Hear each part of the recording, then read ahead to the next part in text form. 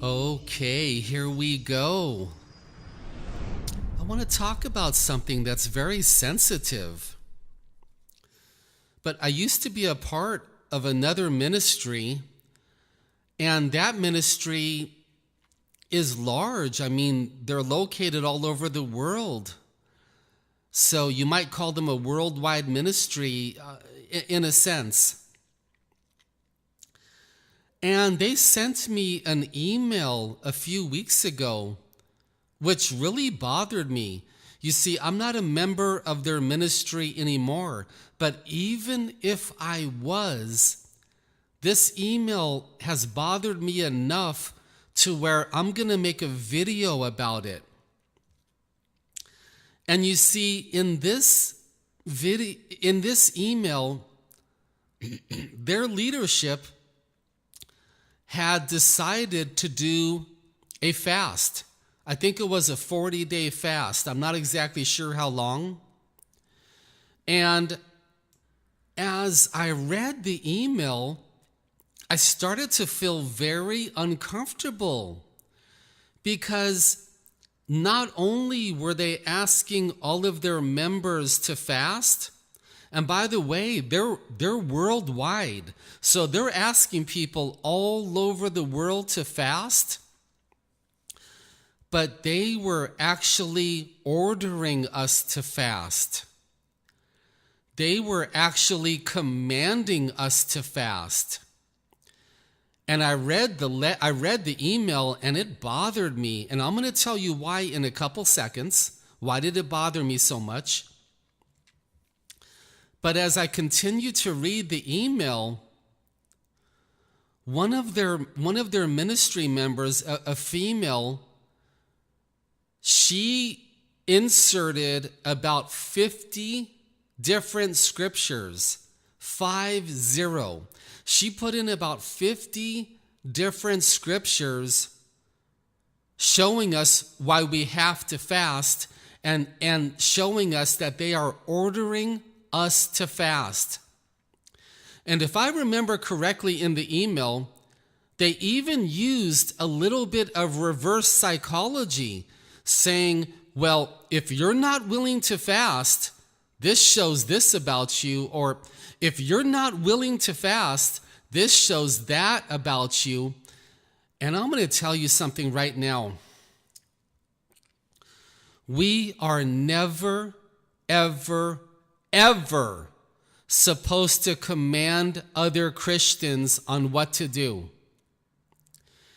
Every single child of God is in a one-on-one relationship with Jesus on a separate path than one another. Just because you want to fast does not give you the right to order your husband to fast, to order your children to fast, and to order your friends and other churchgoers and ministry people to fast. You have no authority to do that. You have no right to do that, and you have no power to do that. And I was really shocked when I saw this email, and I deleted it.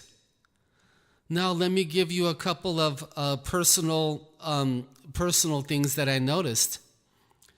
God was not asking me to fast at that time at all.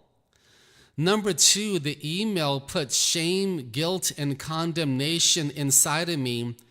And God does not talk to us in a way where we get shame, guilt, and condemnation. Usually that comes from evil. Usually that comes from demonic preaching. Usually that comes from pride. What right do we have to try to tell someone else that they have to go without food and without water or juice or milk or whatever? What right do we think we have to do that? Now listen, we have to be more humble. we have to be quieter and nicer with each other. We have to be more understanding, more flexible, more patient, showing more compassion for one another. Maybe some of our congregation isn't able to fast this week, but maybe you are. Show some compassion on them. Show some love to them.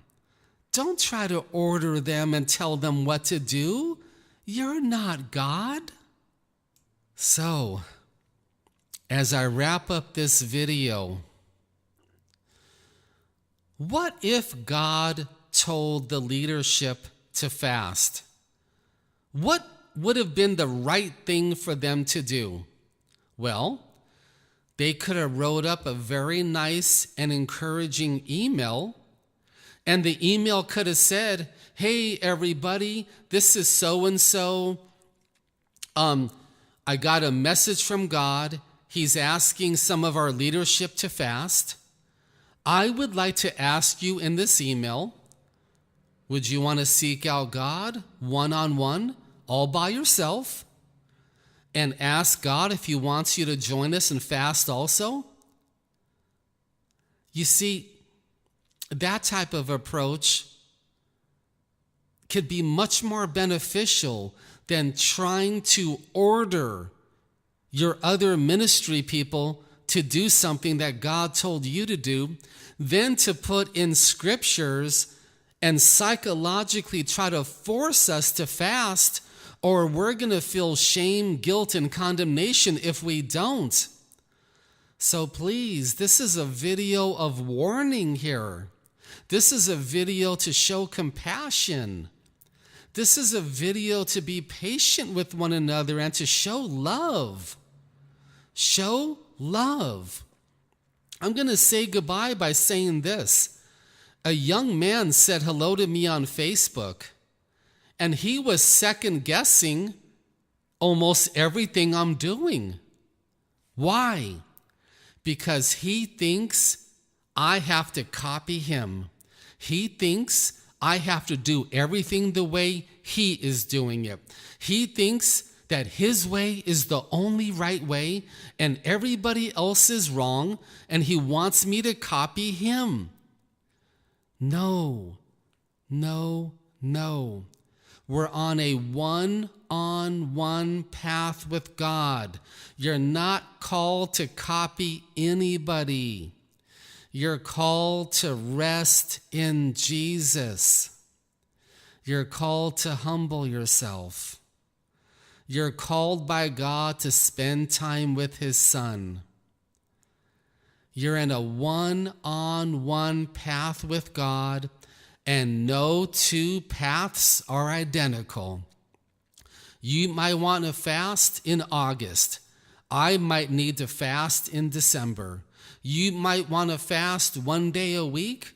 I might need to fast because God's talking to me about fasting 2 days a week. No two paths are the same. Please, children of God, never try to order other Christians what to do. Please don't do that.